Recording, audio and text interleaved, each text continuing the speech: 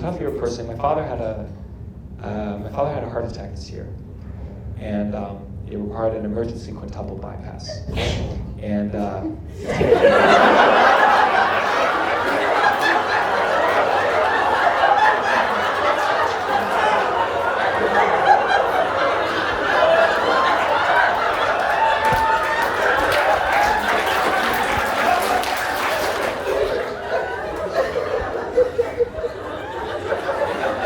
you first.